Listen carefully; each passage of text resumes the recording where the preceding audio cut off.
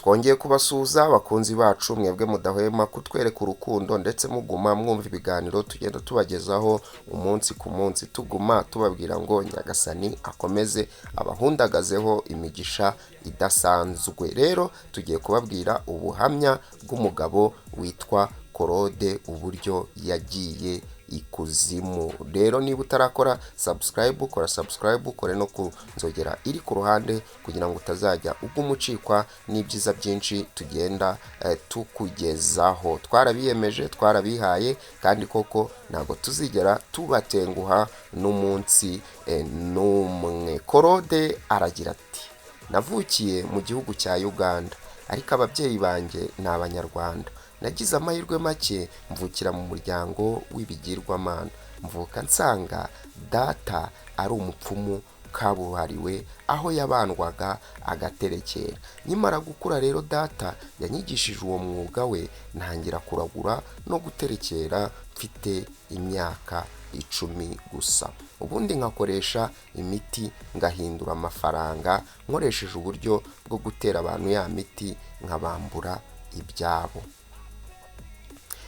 Nihuse rero nageze aho njya ikuzimu njyanye na papa ndetse na mugenzi we.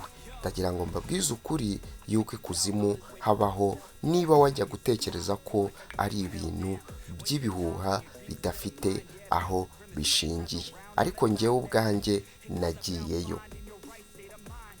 Njya gutangira kujyayo rero nabonaga abantu b'inshuti za papa bafite imbaraga nyinshi zirimo gukubitisha abantu inkuba n'ibindi. Numva nshaka kuba nkabo, baranyemerera tujyanayo. Icyo gihe tugenda bwa mbere hari saa 8 z'ijoro, tugenda twambaye ubusa buri. Njye na papa na mugenzi wanjye tugenda dufite urujyo ruriho amakara yaka. Tugeze ku irimbi, papa afata imiti arayima, arambwira ngo nyifate minjire mu makara yaka umuriro, ubundi umwotsi wayo ujye mu mazuru yanjye. Ubwo narabikoze, mbikora mbwira ko nindangiza turi buhite tujya kureba umwami w'abami, ubundi tumusabe icyo dushaka. Maze gukora bya bindi, barambwira ngo tugiye guhamagaza izindi mbaraga. Ako kanya bahita batangira guhamagara bavuga mu zindi ndimi ntazi.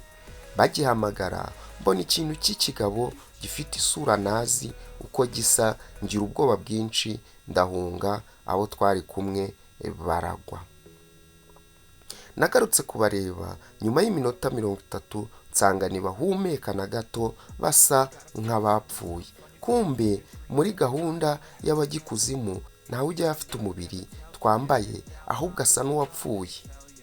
Nagiye kubakangura kuko nabonaga bugiye gucya, kandi twari twambaye ubusa. Hashize akanya gato numva baritsamuye, barabyuka barataha, ariko barangaya cyane kuko nagize ubwoba ngahunga. Twageze mu rugo barongera bangira inama y'ukuntu bazanjyana ahandi hantu hatandukanye naho twagiye mbere. Narabyemeye. Bwa kabiri turagenda tujyanye igi n'ingata, tugenda mu gicuku saa 8 z'ijoro, tujya ku ruzi, bafata ryagi barishyira mu ngata, basukaho imiti, tukuramo imyenda, bambwira kubijugunya mu ruzi, ngahamagara amazina runaka. Nyimara guhamagara, cya kidayimoni kiragaruka, kiraza kibyiga mu muhogo wanjye, numva ndakimize. Mita numva umuntu umbwiye ngo mawe imbaraga zo gukora icyo nshaka. Mita mbona urwego runini rujya ikuzimu ruciye muri rwa ruzi. Mita manuka, ngeze hasi nsangayo umudayimoni, ambaza ikinzanye, mubwira ko nshaka kuba umugabo ukomeye cyane mu gihugu ndetse nkagira imbaraga nyinshi. Aranyemerera, ariko andangiraho njya ngo nkore ikizami. Ndagenda, ngeze ahandi nsanga hateye ukwaho. Ngira ubwoba, ariko abo twari kumwe bari banyihanangirije ngo sinkagira ubwoba kuko nimbugira nari bubone ibyanzanye. Nageze rero nsanga ni ahantu hatandukanye n'ahandi hari abantu hatandukanye n'ahandi. Hari abantu bateye ukwabo, nsanga bari kubyina cyane, mbona satani ahageze ku ruhande atanga amabwiriza ati nimuzenguruke uwo muriro vuba vuba. Satani arambwira ati igira imbere gato ndabikora. Ngiye kubona mbona agakobwa kambaye akajipo kagufi cyane gafite igikombe kinini cyane kirimo amaraso nk'amasezerano. Numva satani ambwira ko ngiye kunywa ayo maraso nk'amasezerano kandi ngo sinzigere mena amabanga yabo. Ubwo ako gakobwa kanzanira igikombe kirimo amaraso ngo nywe. Namaze kunywa igikombe cyuzuyemo amaraso, arambwira ati hasigaye ikizamini cya nyuma, nugishobora urabona ibyo waje ushaka byose. Ndavuga nti sawa. Ngiye kubona mbona banyeretse ahantu harambitse inzoka 3 nini cyane zari zifite uburebure bwa metero 6. Nzibonye ngira ubwoba bwinshi, ariko barambwira ngo nugira ubwoba urapfira hano. Bati urahagarara wasame inzoka ijye mu nda yawe. Inzoka ya mbere yaraje, ndasama mbona amaso yanjye atangiye kuba manini. Ndakomeza ndasama, inzoka iraza irambyiga irinjira, ngiye kumva numva igeze mu nda yituramo. Iya kabiri iraza nayo bigenda gutyo. Iya gatatu yo yari ifite ijisho ricana nk'itoroshi, ifite umutwe ungana n'uwanjye. Narayibonye maze ngira ubwoba bwinshi, nanga kwasama, maze ka gakobwa kari kampagarikiye kabwira dayimoni wari hafi aho ngo zana inkota.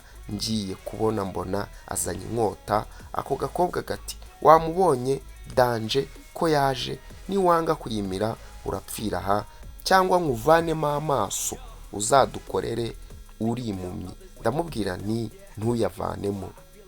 Inzoka iraza, nanjye ndayitumbira cyane, mu maso yanjye hahinduka ukundi kuntu, imyuka mibi iranyinjira, ishyari, urwango, umujinya uranyinjira, mba ndakimize nacyo cyitura mu nda gutyo.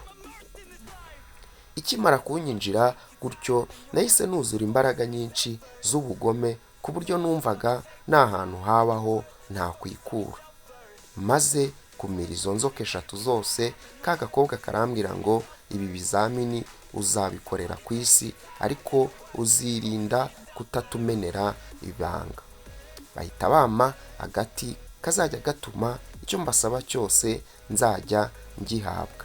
Arangije arambwira ati uzajya wumva amajwi yacu uri ku isi, tuzajya tukuganiriza tukubwira uburyo uzajya ubonamo amafaranga, ariko ayo uzabona yose uzirinde kugeza saa 6 z'ijoro ukiyafite. Ati uzajya ukora uko ushoboye, iyo saa zigere nta n'atanu ufite. Ati tugwaye kumara imyaka 10 uri igihangange, uri umukire cyane.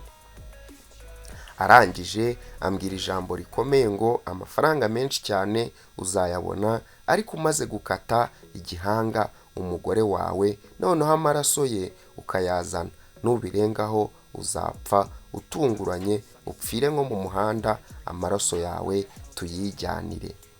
Yamaze kumbwira gutyo, mpita nisanga kuri rwa ruzi namanukiyeho.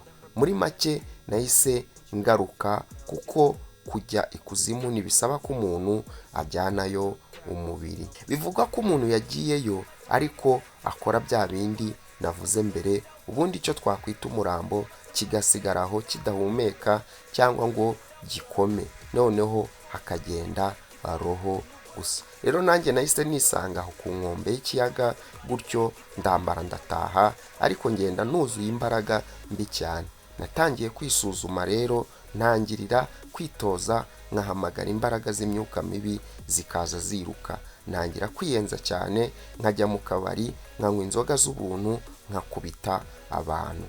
Nyuma yaho ntangira kwiba, nkajya njya mu masoko ngakoresha kagati bamaye, ngahuha abantu bagata ubwenge, nkabiba nkigendera.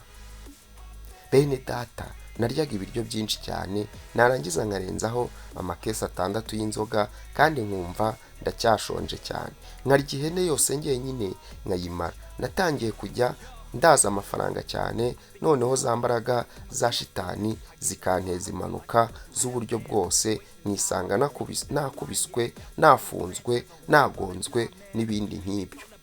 Natangiye kujya kwiba mu mazu y'abantu, nkapfumura inzu cyangwa nkaca inzu, nkagwa muri salo, nkagenda nkiba cyane, maze nkisohokera nkataha, abantu bagasigara bimyuza imoso. Naje kuza gukorera mu Rwanda nk'umushoramari, ntangira gukora imigati yavuye ikuzimu. Iyo migati yose rero umuntu wayiryagaho adasenze, niyo yaba ari umukristo, yahitaga acika intege agakora ibyaha, ibyo yatinyaga akabitinyuka, ibyamuteraga imishyitsi akabitinyuka. Iyo migati nakoraga yoretse imbaga y'abantu benshi, kuko uwayiryagaho wese yacikaga intege akamera nk'abandi iyo atabanzaga gusenga.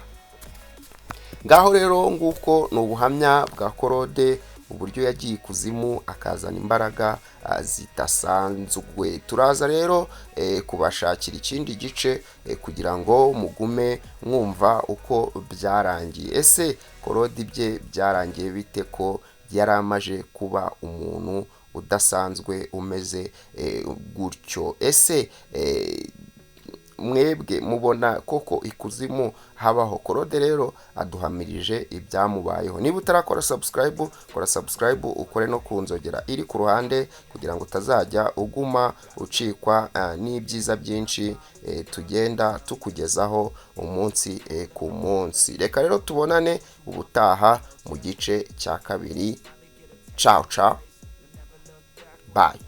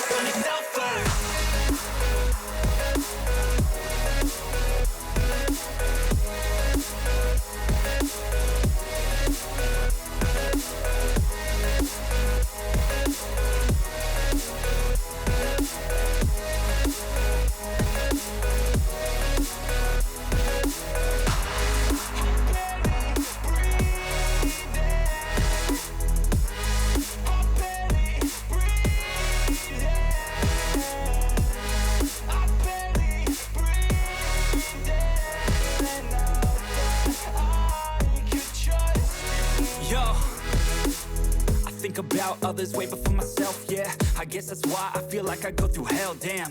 Wasting time on your dreams instead of mine, yeah. About to turn this franchise